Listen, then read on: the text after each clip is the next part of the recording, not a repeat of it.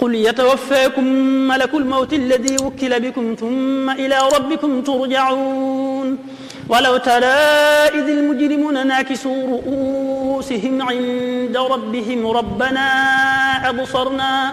ربنا أبصرنا وسمعنا فارجعنا نعمل صالحا إنا موقنون ولو شئنا لآتينا كل نفس هداها ولكن حق القول مني لأملأن جهنم من الجنة والناس أجمعين فذوقوا بما نسيتم لقاء يومكم هذا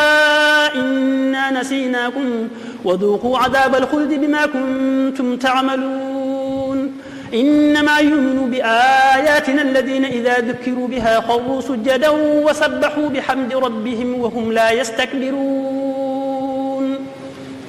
الله أكبر. الله أكبر.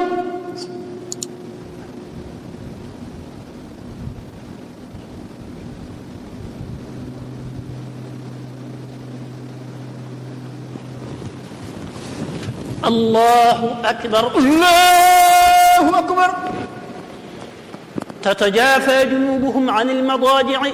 يدعون ربهم خوفا وطمعا ومما رزقناهم ينفقون فلا تعلم نفس ما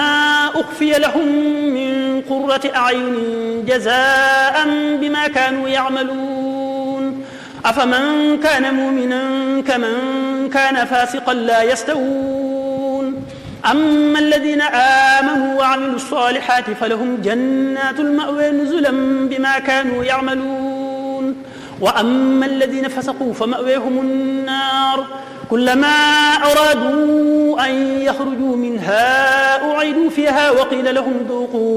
وقيل لهم ذوقوا عذاب النار الذي كنتم به تكذبون ولنذيقنهم من العذاب الأدنى دون العذاب الأكبر لعلهم يرجعون ومن أظلم ممن ذكر بآيات ربه ثم أعرض عنها إنا من المجرمين منتقمون ولقد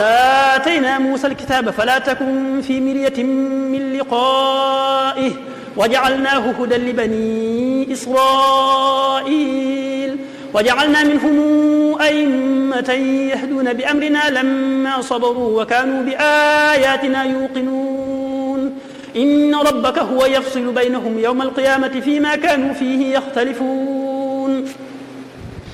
أولم يهد لهم كما أهلكنا من قبلهم من القرون يمشون في مساكنهم إن في ذلك لآيات فلا يسمعون أولم يروا أنا نسوق الماء إلى الأرض الجرز فنخرج به زرعا تأكل منه أنعامهم وأنفسهم أفلا يبصرون ويقولون متى هذا الفتح إن كنتم صادقين قل يوم الفتح لا ينفع الذين كفروا إيمانهم ولا هم ينظرون فأعرض عنهم وانتظر إنهم